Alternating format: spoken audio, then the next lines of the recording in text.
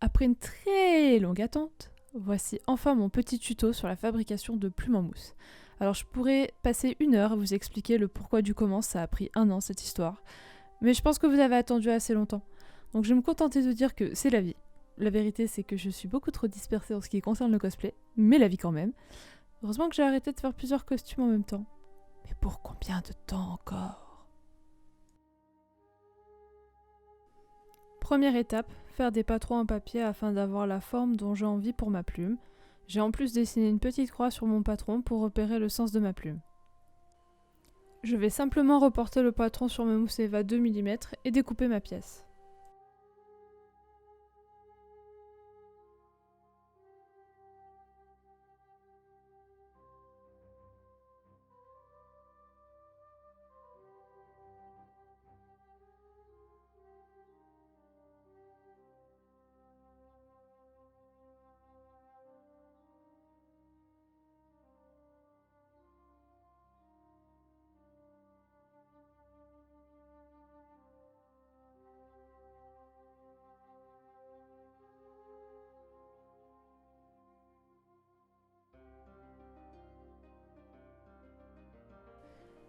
Maintenant, je vais tracer vite fait une ligne centrale qui correspondra à la tige de ma plume.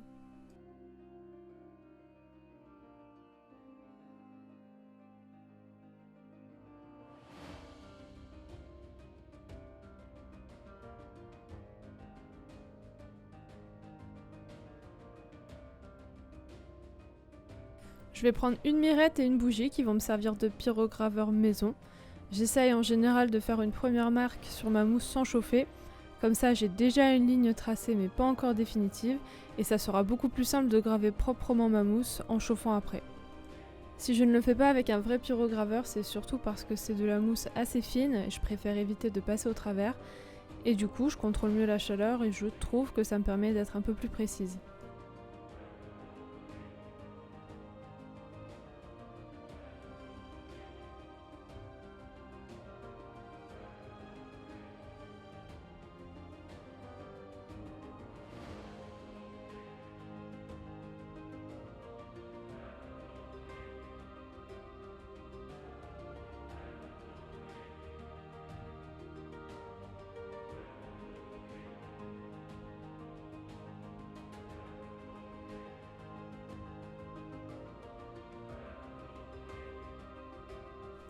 Je vais détailler le contour de la plume, donc pour ça je vais dessiner la base de la barbe avec un stylo. C'est les filaments qui constituent une plume. Je sais pas trop comment vous expliquer ça autrement, mais vous comprendrez je pense. J'essaie d'éviter de faire un motif qui se répète et que ce soit trop raide. De temps en temps, j'essaye d'en faire quelques-unes qui se détachent de la masse. Je vous invite à regarder les liens en description qui m'ont aidé à cerner un peu les plumes et leurs formes. Et je prie pour ne pas oublier de les mettre le jour où cette vidéo sortira enfin.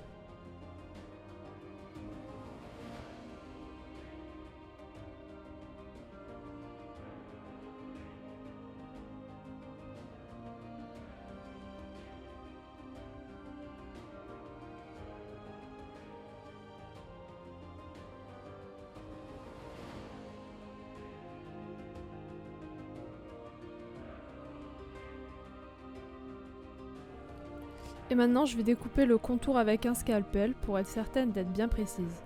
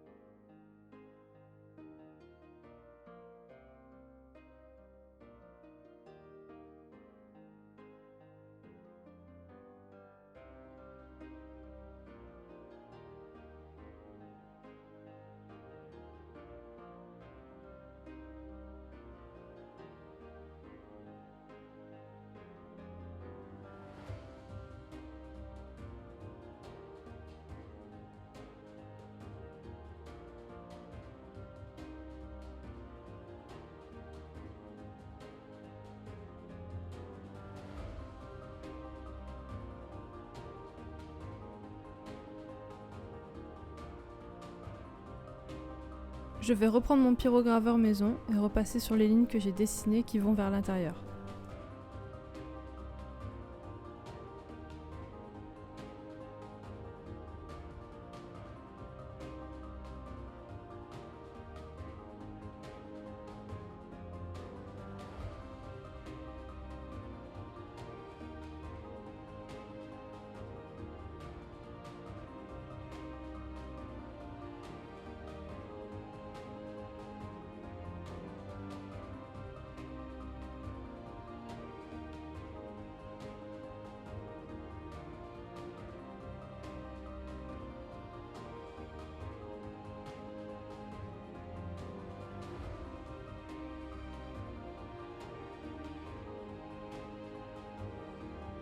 C'est maintenant que les choses sérieuses vont commencer puisque je vais aller détailler la plume. Pour ça, je vais prendre ma Dremel avec ma meule à rectifier et je vais venir faire plein de petits traits avec ma Dremel. Je commence toujours du côté de la tige pour aller sur l'extérieur, puis dans un deuxième temps, je vais faire l'inverse. J'ai choisi d'investir dans un arbre flexible pour me faciliter la vie. C'est un accessoire pour Dremel qui remplace ma Dremel par une sorte de gros stylo plus léger et plus pratique à prendre en main. Et vu que j'étais partie pour faire vachement de plumes pour Xaïe et Rakan, j'ai préféré préserver mon poignet. La meule à rectifier est plus douce qu'un accessoire de ponçage classique, du coup elle me permet de faire des entailles plus fines mais aussi plus lisses. Plus je vais incliner ma Dremel vers la perpendiculaire, plus mes entailles seront profondes et nettes, mais je peux aussi incliner ma Dremel davantage de façon parallèle à ma mousse, et là je vais avoir des entailles plus biseautées.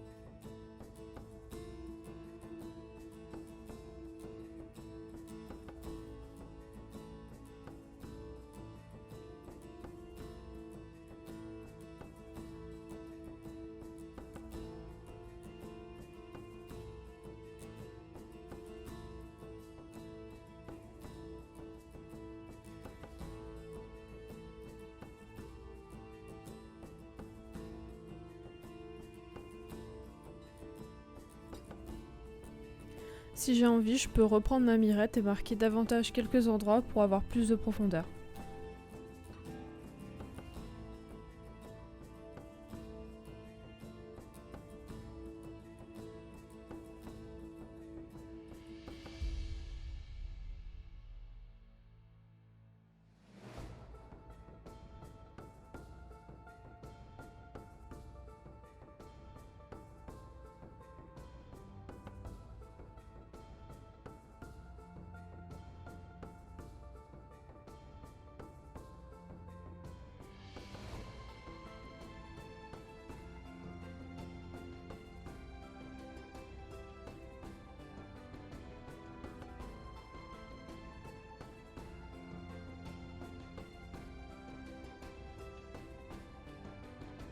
Voilà, ma plume est finie.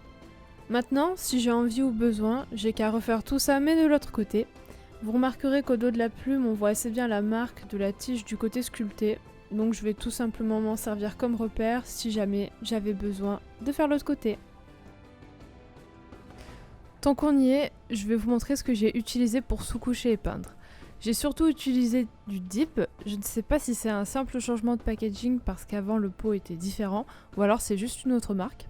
En tout cas, à la base, ça s'appelle du dip étanche et ça sert à imperméabiliser les toitures, les murs, etc. C'est très souple, donc parfait pour des objets souples. Le FlexiPaint ou le PlastiDip font aussi l'affaire, mais l'avantage, c'est qu'avec le dip, je peux le mélanger avec mes peintures acryliques et ça rend mes peintures plus élastiques. Par contre, ça reste des couches très fines, le produit est bien fluide et il peut garder des traces des pinceaux. Dernière petite astuce, j'ai peint mes plumes de la couleur la plus foncée à la plus claire. Une fois ma base foncée appliquée, je commence à éclaircir et je peins perpendiculairement aux entailles pour éviter que la peinture claire passe dans les entailles et ça me permet de garder les creux sombres et de garder une certaine profondeur. J'espère que ça vous sera utile, n'hésitez pas à me mentionner si c'est le cas, je serais super contente de voir ce que vous en faites. Normalement, il n'y aura pas besoin d'attendre presque 2 ans pour voir une nouvelle vidéo sur cette chaîne. J'ai 2 autres tutos à vous faire déjà tout filmé. Normalement. Des bisous!